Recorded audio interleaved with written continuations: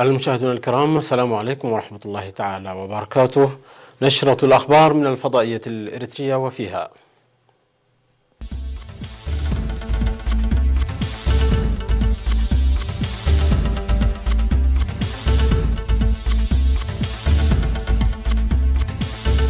الرئيس الغيني يصل مصوع في زيارة رسمية لإريتريا.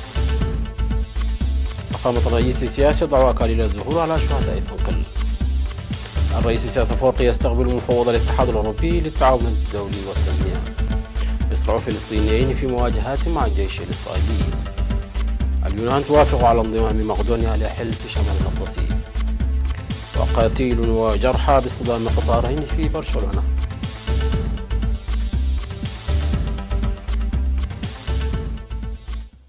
أهلا بكم مشاهدينا. وصل رئيس جمهورية غيني بيساو ألفا كوندي اليوم عند الساعة 10 صباحا إلى مطار مصوع الدولي في زيارة رسمية لإريتريا. وقد استقبل فخامة الرئيس السياسي أفورقي الرئيس ألفا كوندي لدى وصوله إلى مطار مصوع الدولي استقبالا رسميا. وحضر مراسم الاستقبال معالي وزير الخارجية السيد عثمان صالح ومستشار الرئيس السيد يمان قبرآب وحاكم إقليم شمال البحر الأحمر العميد تخليل بسو. ويرافق رئيس ألفا كوندي وزير الخارجية مامادي توري ووزير التعاون الدولي الدكتور جيني تايتا ومستشاري المواصلات والزراعة ومختلف المؤسسات الحكومية.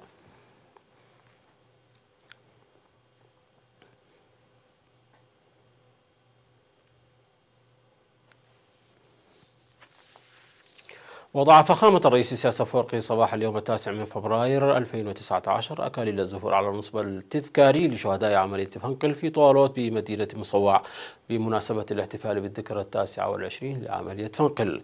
وفي مراسم الاحتفال التي حضرها كبار المسؤولين في الحكومة والجبهة وجماهير غفيرة، ووضع كل من سكرتير الجبهة الشعبية للديمقراطية والعدالة السيد الأمين محمد سعيد ورئيسة الاتحاد الوطني للمرأة السيدة تسفا ميكيل وحاكم إقليم شمال البحر الأحمر العميد تخليل بسو أكاليل الظهور على النصب التذكاري لشهداء فنقل. وقد افتتح سكرتير الجبهة الشعبية للديمقراطية والعدالة السيد الأمين محمد سعيد يوم أمس 8 من فبراير الجاري برامج ذكرى عملية فنقل 29 والتي تتواصل اليوم عبر برامج ثقافية ورياضية وغيرها من البرامج. وسوف يجري الاحتفال الرسمي للذكرى 29 لعملية فنقل التاريخية اليوم بعد الظهر. وتستمر برامج الاحتفال بالذكرى 29 لعملية فنقل حتى يوم الأحد 10 من فبراير الجاري تحت شعار فنقل معجزة تاريخية.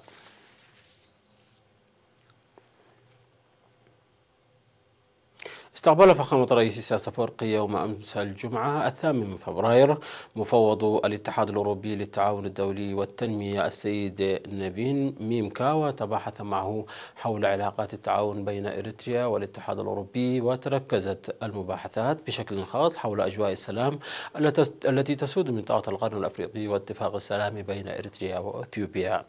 وذكر السيد نيفين ميمكا أن الاتحاد الأوروبي رصد 20 مليون يورو كدفعة أولى صيانة وتوسيع الطرق بهدف تعزيز الاتصالات والتجارة على المستوى الإقليمي. أعلن مكتب وزارة الصحة بالإقليم الأوسط في الاجتماع التقييمي الذي عقده في 7 من فبراير الجاري بالعاصمة أسمرة بأنه يعمل وفق الخطة بالتعاون مع الشركاء لتنفيذ البرامج الأهلية للضمان الصحي حتى العام 2020.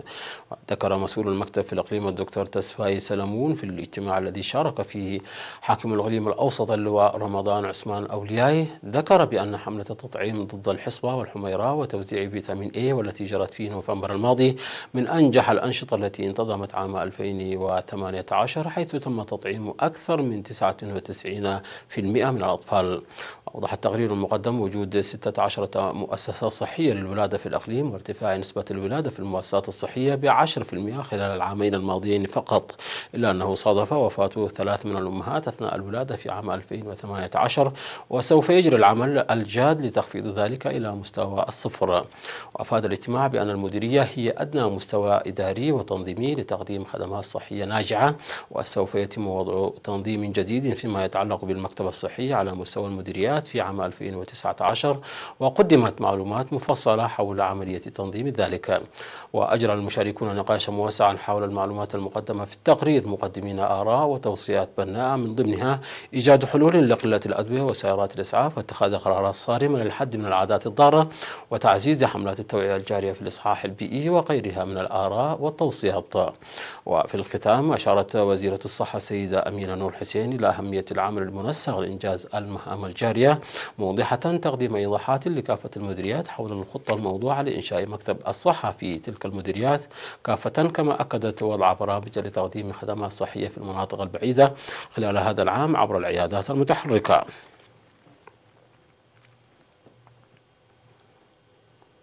في إطار المساعي الجارية لانتشار بذور البطاطا المحسنة، أثبتت البذور المحسنة المجربة في مديرية شامبوقو بالتنسيق بين المركز الوطني للأبحاث الزراعية في حلحلة وفرع الزراعة في إقليم القاشبركة ومزارعي مديرية شامبوقو أثبتت جودتها وملائمتها للزراعة. وأوضح مسؤول تنمية الخضروات والفواكه في المديرية السيد ملوقية حقوس أن الهدف من التجربة هو تعريف المزارعين بأن بذور البطاطا التي تنمو في المرتفعات تنمو أيضا في المنخفضات، مشيرا إلى حصاد أكثر من 200 كونتال من الهكتار الواحد من البذور المجربة في أماكن محددة. كما أدلى مسؤول مكتب الزراعة في المديرية السيد داويت قبرزقي بتوضيح إضافي قائلا أن فصل الشتاء في المديرية يستمر في الفترة من نوفمبر وحتى منتصف فبراير، وهي الفترة الملائمة لزراعة البطاطا، مؤكدا بأن زراعة البطاطا سوف تنتشر في المديرية بشكل واسع. وعبرت خبيرة تنمية بذور البطاطا بوزارة الزراعة السيدة تبرك قايم بعد تفقدها البطاطا المجربة، أعربت عن قناعتها بالنتائج المحققة وأن المنطقة تمتلك أراضي واسعة وخصبة تمكن في المستقبل من توسيع الإنتاج الذي يكفي المنطقة وغيرها. من جهته قال خبير الخضر والفاكهة في المركز الوطني للأبحاث الزراعية في حلحلة الشاب مدهني محاري أن النتائج المحققة تبين بأن بذور البطاطا المحسنة يمكن أن تنمو في كافة مناطق البلاد إذا تم اختيار الوقت المناسب، مشيدا بالمزارعين وخبراء الزراعة الناشطين في المنطقة. عبر المزارعون عن امتنانهم للدعم المهني وتوفير بذور البطاطا المحسنة، مؤكدين جاهزيتهم لبذل جهود حثيثة لإنتاج كميات كبيرة من البطاطا بالاستفادة من التجارب المكتسبة. هذا وكان يتم زراعة البطاطا في القاشبركة عبر المزارعين، ولكن بطريقة غير منظمة وكميات قليلة، إلا أنها تزرع لأول مرة في مديرية شامبوقو بالإقليم بطريقة منظمة ومدروسة.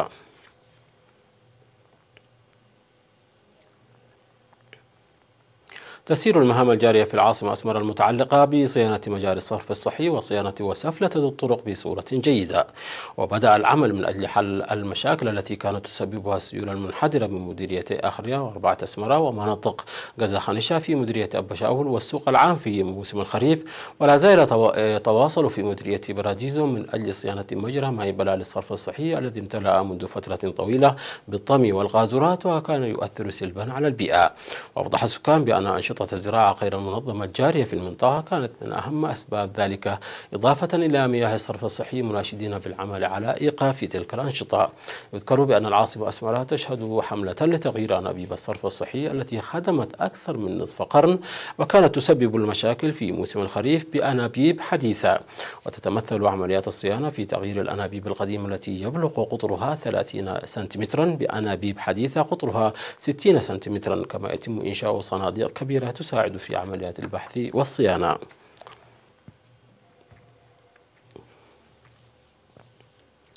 مشاهدينا، نشرتنا تتواصل من الفضائية الإرثية، ولكن بعد فاصل قصير فابقوا معنا.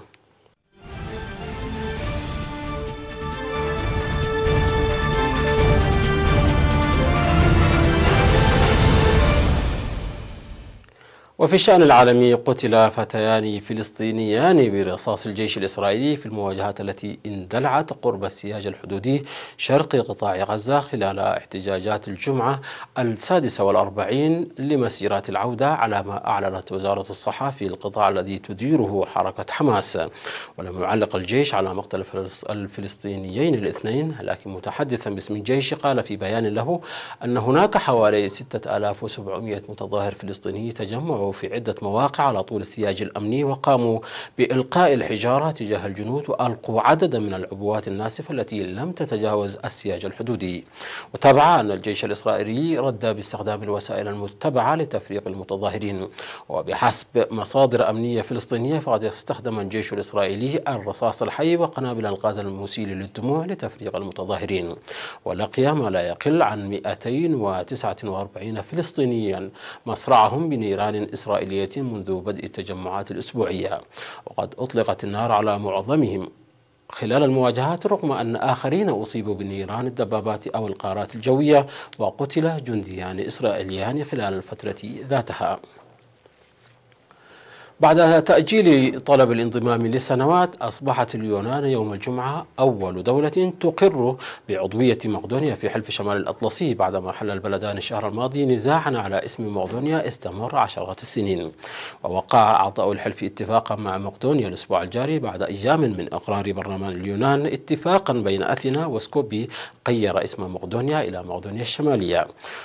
وأمام معارضة داخلية قوية من اليونانيين الذين انتابهم القلق من أن البلد المجاور المنتمي لمنطقة البلقان يستأثر بالتراث اليوناني، سعت حكومة رئيس الوزراء اليوناني اليساري أليكسيس تسيبراس إلى تغيير الاسم عبر البرلمان.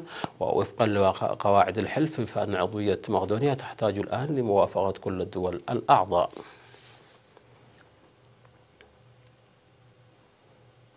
اصطدم قطار ركاب على نفس القضبان قرب برشلونة، مما أسفر عن مقتل شخص وإصابة 16 آخرين وفق السلطات. ووقع الحادث بين بلدتي سان فينسانس دي كاستيليت ومانريزا شمالي غربي برشلونة وفق خدمات الطوارئ بكاتالونيا. وكان أحد القطارين متجها إلى برشلونة والآخر إلى مانريزا بشمال شرق إسبانيا عندما اصطدما ببعضهما على نفس القضبان. وظهرت صور بثها تلفزيون كاتالونيا الحكومي قطعا معدنية ممزقة حيث اصطدم القطاران، إضافة إلى ركاب كانوا قد غادروا القطار وهم وقوف على جانبي مسار القضبان. وأفاد راكب أن التصادم وقع في الساعات الأولى من المساء وفق خدمات الطوارئ. دخل ميرابي في أندونيسيا أحد أنشط البراكين في العالم في مرحلة ثوران، مطلقا كميات هائلة من الرماد وحمما بركانية. وكانت السلطات أمرت السكان بالبقاء على مسافة بعيدة من منطقة أمنية يبلغ قطرها 5 كيلومترات حول البركان الواقع قرب مدينة يوجياكارتا الجامعية في جزيرة جافا. وكانت أكبر ثورة كبيرة لبركان في 2010 أدت إلى مقتل أكثر من 300 شخص وتسببت في إجلاء نحو 280 ألفا آخرين. وكان الثوران الأكبر في عام 1930 أسفر عن مقتل 1300 شخص. وتقع أندونيسيا الأرخبيل المؤلف من 17,000 جزيرة وجزيرة صغيرة على حزام النار في المحيط الهادي، وهو منطقة معروفة بنشاط زلزالي قوي وتدفقات بركانية، وهي تضم حوالي 130 بركانا ناشطا.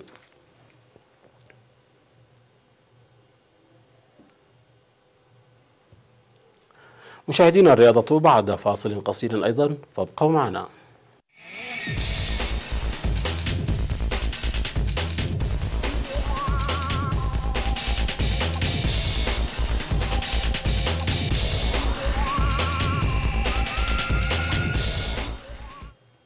ومواصلة لانتصاراته، عزز نجوم منتخبنا الوطني للدراجات الهوائية من تفوقهم في عدد الانتصارات بمراحل بطولة أفريقيا لشباب طواف دي لا سبير الجارية حاليا في الكاميرون. للمزيد مع هذا التقرير بصوت الزميل أمير عثمان.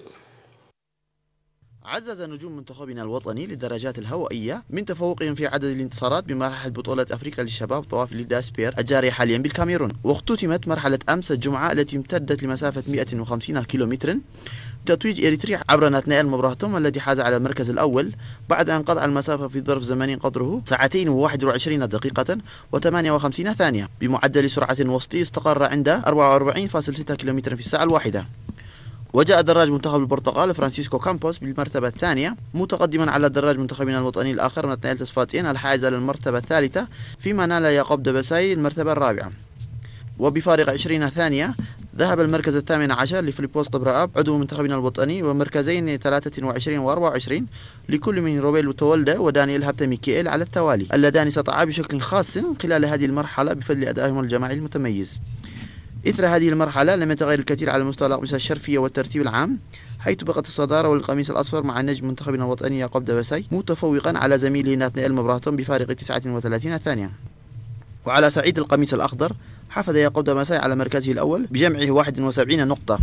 ولم يختلف الحال أيضا في سباق أسد العقبة، حيث اقترنت الصدارة مجددا بالدراج الشاب يعقوب دبساي الذي جمع في رصيده 17 نقطة. وعلى ضوء هذه النتائج تربع منتخبنا الوطني على الرياضة في ترتيب الفرق متفوقا بفارق زمني قدره دقيقة 1:17 ثانية عن ثاني المنتخب الإكوادور، وجاء منتخب إثيوبيا من المركز الثالث بفارق فوق 6 دقائق. مشاهدينا، انتهت النشرة. شكرا على حسن المتابعة.